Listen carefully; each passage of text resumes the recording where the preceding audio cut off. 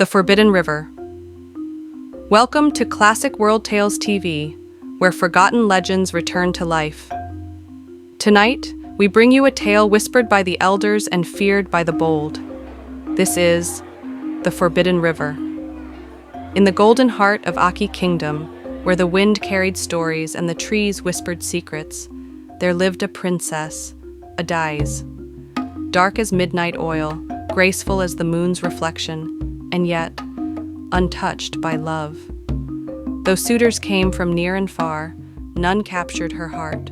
Not even Dinta, the mighty hunter of Aki, whose bravery made him the pride of the land. On one calm morning, with the sun watching from above, Dinta approached the palace once more. In his hands, a gift of game. In his heart, a flame he could not extinguish. Princess Adise, I come not just as a hunter, but as a man. Your courage is known, Dinta, but my heart does not hear your voice. Still, Dinta did not turn away. Love, even when wounded, stood tall in his chest. Now in Aki, there is a law as old as the hills. No princess shall visit the sacred river on Eek market day. But Adais, she longed for more than rules and rituals.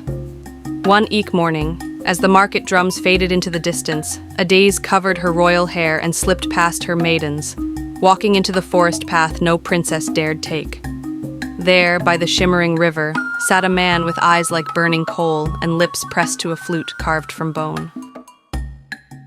Who are you, and why do you play sorrowful tunes? I am what remains of what was. I came here to remember what I lost. Unbeknownst to Adais, the man she saw was no man at all. A spirit from a forgotten place, cursed to have only a head and a torso, no legs, no arms. But on Ek days the rivers lent him limbs so he might feel human once again. Every Eke she returned, and every Eke she fell deeper under the charm of the one who had no true form. Adese, you always come here if we keep back days. One more kamu. I am a spirit child. Then let my love be the flesh you borrowed. In her love-blinded heart, she asked him to meet her father. And on that day, dressed like a prince, wearing the limbs of borrowed rivers, he came, with other spirits in human disguise. And where did you say you came from again? Beyond the hills of silence, where dream sleeps. He spoke with riddles. He smiled without truth. But the king, caught between tradition and his daughter's joy, gave his blessing. That night, as they journeyed to his home, Adise saw the truth unravel. One river after another demanded back what they lent.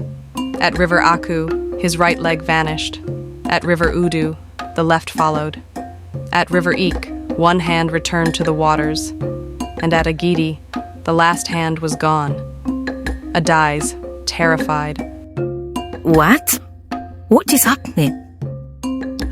Did I not say one more kambo? I am a spirit. I choose me still. The kingdom in mourning. After the consultation with the high priest, fear gripped Aki Kingdom. None of Adaise's maidens returned. Whispers became wails. And the king, shamed and broken, called a council. Let brave men rise, bring back my daughter.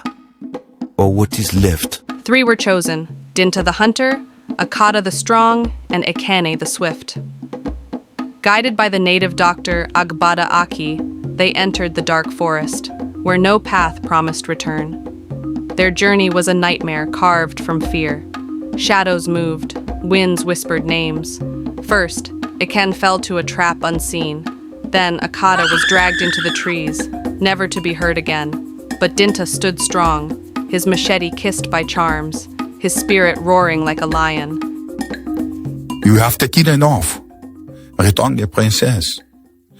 He battled the ghost, who appeared only as wind, voice, and sorrow. But love gave Dinta strength, and with a strike blessed by the gods, the spirit screamed and vanished. He found Adais weak, pale, but alive. And with shaking hands, he carried her back.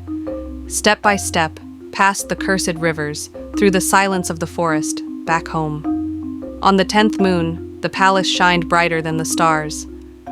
A daisy stood beside Dinta, no longer a stubborn princess, but a woman who had seen the face of death and found life in love.